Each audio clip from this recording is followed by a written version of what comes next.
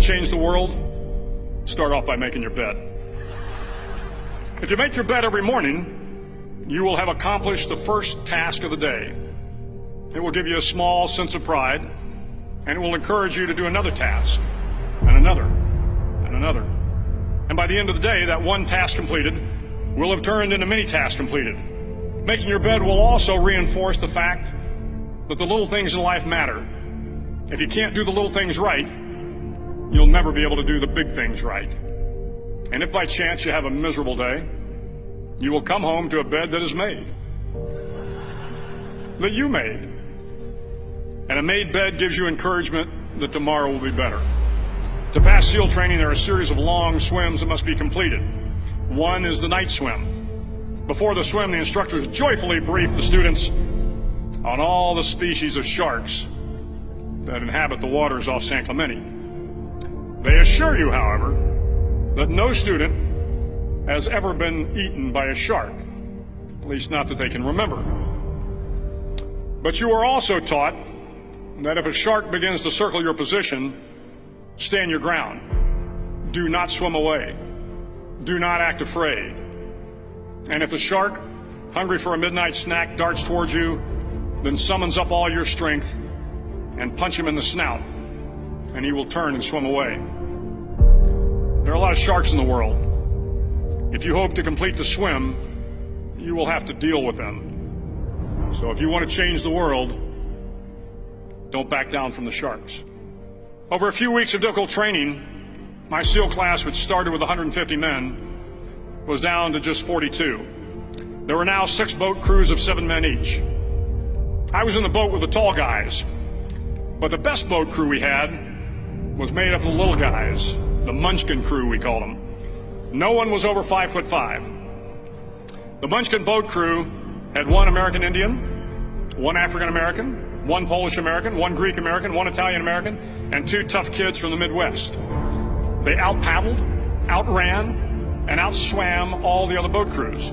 The big men in the other boat crews would always make good-natured fun of the tiny little flippers the Munchkins put on their tiny little feet prior to every swim. But somehow these little guys, from every corner of the nation and the world, always had the last laugh, swimming faster than everyone and reaching the shore long before the rest of us.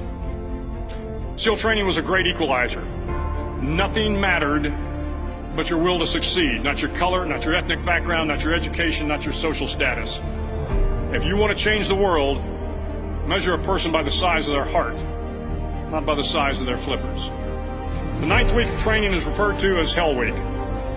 It is 6 days of no sleep, constant physical and mental harassment, and 1 special day at the Mud Flats. The Mud Flats are an area between San Diego and Tijuana where the water runs off and creates the Tijuana Sloughs, a swampy patch of terrain where the mud will engulf you. It is on Wednesday of Hell Week that you paddle down to the Mud Flats and spend the next 15 hours trying to survive this freezing cold, the howling wind, and the incessant pressure to quit from the instructors. As the sun began to set that Wednesday evening, my training class, having committed some egregious infraction to rules, was ordered into the mud. The mud consumed each man till there was nothing visible but our heads. The instructors told us we could leave the mud if only 5 men would quit. Only 5 men, just 5 men, and we could get out of the oppressive cold. Looking around the mud flat, it was apparent that some students were about to give up. It was still over 8 hours till the sun came up. 8 more hours of bone-chilling cold. The chattering teeth and the shivering moans of the trainees were so loud, it was hard to hear anything. And then one voice began to echo through the night. One voice raised in song.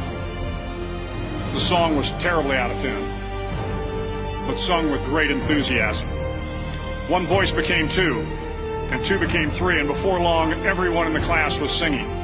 The instructors threatened us with more time in the mud if we kept up the singing, but the singing persisted, and somehow the mud seemed a little warmer, and the wind a little tamer, and the dawn not so far away. If I have learned anything in my time traveling the world, it is the power of hope. The power of one person, a Washington, a Lincoln, King, Mandela, and even a young girl from Pakistan, Malala. One person can change the world by giving people hope. So if you want to change the world, start each day with a task completed. Find someone to help you through life. Respect everyone. Know that life is not fair and that you will fail often. But if you take some risks, step up when the times are the toughest, face down the bullies, lift up the downtrodden, and never ever give up. If you do these things, the next generation and the generations that follow will live in a world far better than the one we have today. And what started here will indeed have changed the world for the better.